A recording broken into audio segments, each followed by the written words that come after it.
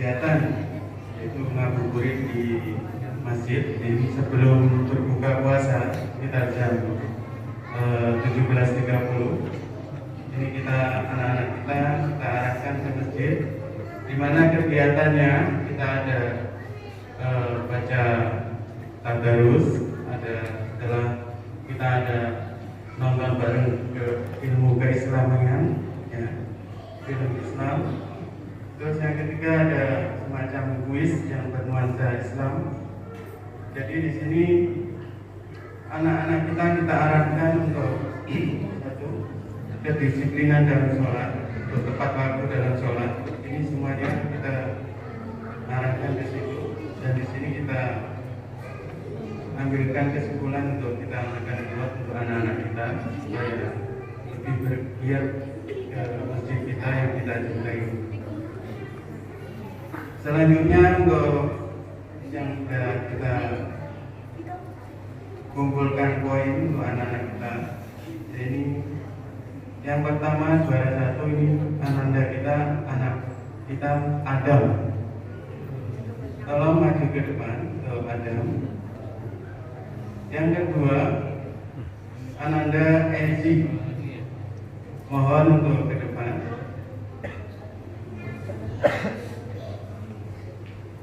Yang ketiga, Ananda kita Nazir, mohon ke depan.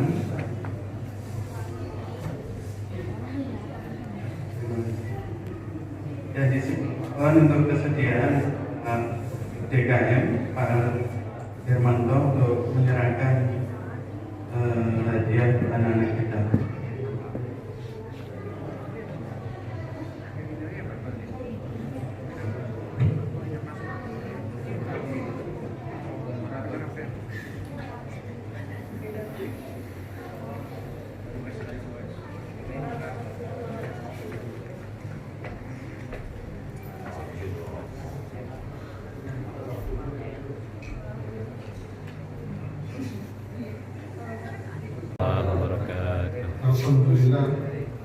Alhamdulillahilladzi arsala rasulahu bil huda wa dinil haq liyudhhirahu 'ala dini kullih wa kafa billahi shahida. Asyhadu an la ilaha illallah wahdahu la syarika lah wa asyhadu anna Muhammadan abduhu wa rasuluh. Wassalatu ala sayyidina Muhammad wa ala alihi wa sahbihi ajmain. Pertama-tama, marilah kita senantiasa menjaga puji dan syukur kita kehadirat Allah Subhanahu wa Ta'ala yang telah melimpahkan rahmat dan hikmahnya kepada kita semua, sehingga sampai dengan saat ini, sampai hari yang malam yang ke-16, kita masih diberikan kekuatan, kesehatan untuk menjalankan ibadah kita di bulan Ramadan. Samping itu, kita juga masih bisa menjalankan aktivitas kita sehari-hari.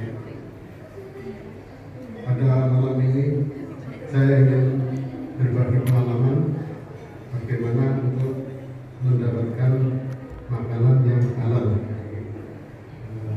Walaupun di dalam puasa, tapi makanan masih merupakan hal yang menarik untuk dibicarakan. Atau kalau kita lihat dari Al-Qur'an, dalam Al-Qur'an Allah memerintahkan ya ayyuhan nasu kulu mimma fil ardi halalan thayyiban. Wahai manusia, jadi yang diberitahu untuk makanan, kalau puasa kan hanya untuk orang beriman, tapi kalau untuk makan itu semua manusia, itu kebutuhan semua manusia. Kulu mimma fil ardi, makanlah apa yang ada di bumi, halalan thayyiban, halal dan baik.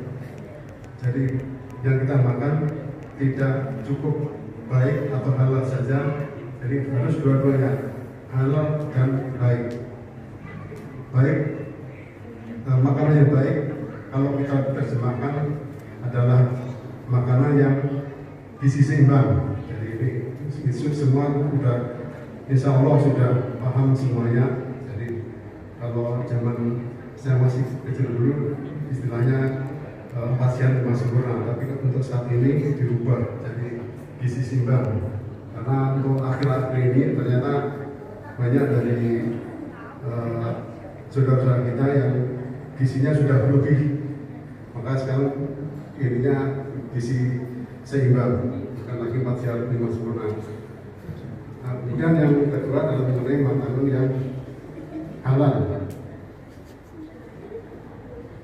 Secara umum bahwa makanan itu semua boleh dimakan kecuali yang diharamkan oleh Allah dan Rasulnya.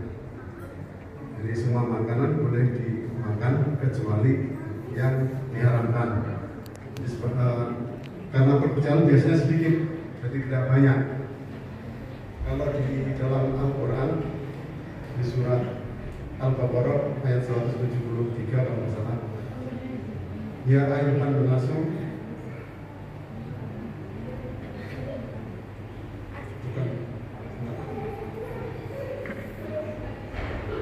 di dalam ayat surat Al-Baqarah ayat 173, innama harrama alaikumul maitata wad dama wa lahmal khinziri wa ma uhilla bihi li ghairillah.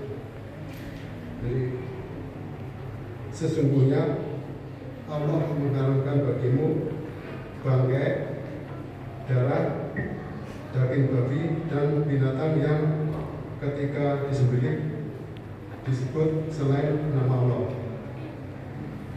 Di dalam surat Al-Maidah itu menegaskan kembali dengan saksi yang bersama seperti itu dan didetailkan mengenai bangkai apa saja. Nah, kemudian ada lagi keterangan lain di surat Al-An'am ayat 121, dan janganlah kamu memakan binatang-binatang yang tidak disebut nama Allah ketika menyembelihnya. Jadi ada 4 jenis makanan yang jelas-jelas disebut di dalam makanan, walaupun nanti di dalam hadis ada lagi tambahan-tambahan termasuk binatang buas, kemudian binatang ikan itu ada di dalam hadis Rasulullah. Tapi yang di Al-Quran ada 4 jenis makanan. Yang pertama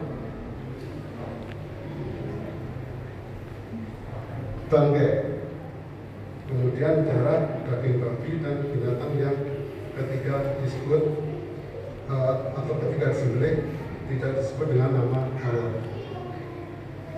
Kelihatannya sederhana, macam 4 jenis makanan, tetapi dalam prakteknya tidak semudah itu ternyata. Kalau kita betul-betul mau mentaati ayat-ayat ini, perintah Allah yang ada di dalam, larangan Allah yang di dalam Al-Quran ini, ternyata tidak sederhana. Sebagai contoh, daging ayam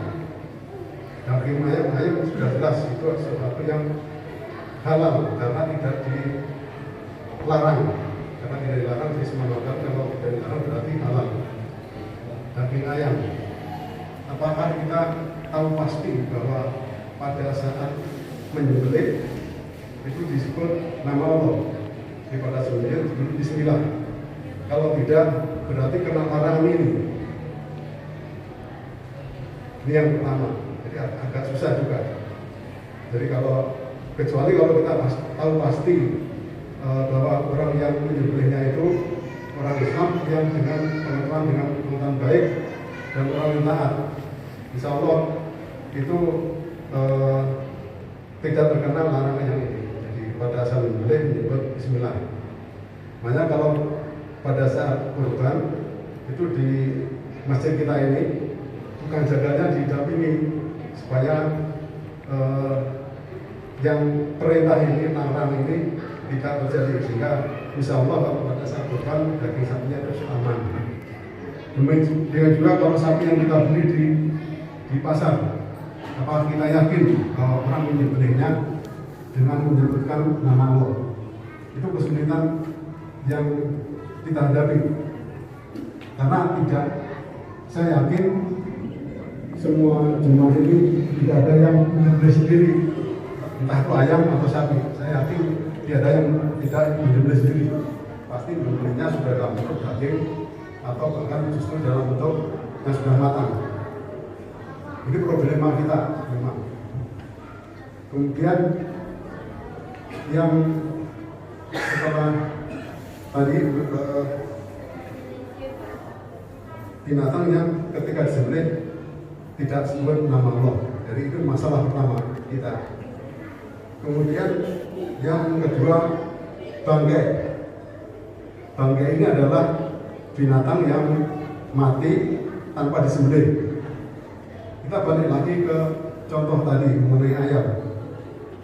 Mungkin karena untuk menghindari bahwa ayam yang rencana kita masak ini benar-benar bukan bangkai, kita beli ke tukang di pasar dalam keadaan hidup, kemudian orang tersebut menyembelihnya. Tetapi yang pernah saya amati itu pada saat setelah disembelih belum sampai mati sudah langsung dimasukkan ke air mendidih, karena untuk mengambil bulu-bulunya, untuk mencabut bulunya itu setelah disembelih dia dimasukkan ke air mendidih supaya mudah mencabut bulu. Nah, karena yang beli banyak itu yang sering terjadi itu tidak berapa lama setelah disembelih langsung dimasukkan. Berarti ini ada satu keraguan, ayam tersebut mati karena disembelih atau mati karena dimasukkan ke air yang mendidih. Kalau matinya karena dimasukkan ke air mendidih berarti jatuhnya bangkai. Itu kesulitan. Itu yang kita hadapi. Kehidupan keseharian kita seperti itu, yang saya alami. Mungkin ada juga jemaah lain yang juga mengalami seperti yang saya alami.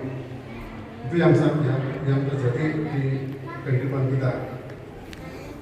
Jadi pada saat kalau membeli dalam keadaan hidup diminta ke penjualnya untuk menyembelih, pada saat menyembelih hati-hati, tolong diingatkan pakai bismillah.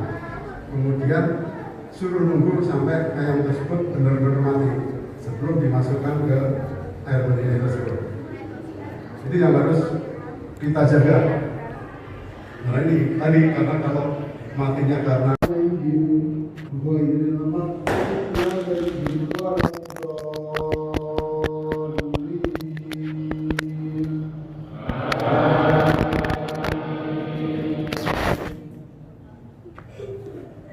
Bismillahirrahmanirrahim. Qul ya ayyuhal kafirun la a'budu ma ta'budun wa la antum 'abiduna ma a'budu wa la ana 'abidun ma 'abadtum wa la antum 'abiduna ma lakum dinukum waliyadin. Allahu Akbar.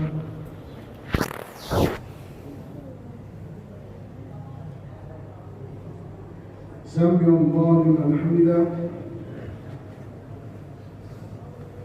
Allahu Akbar.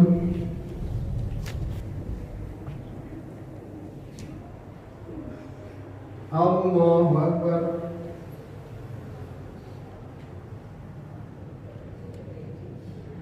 Allahu Akbar.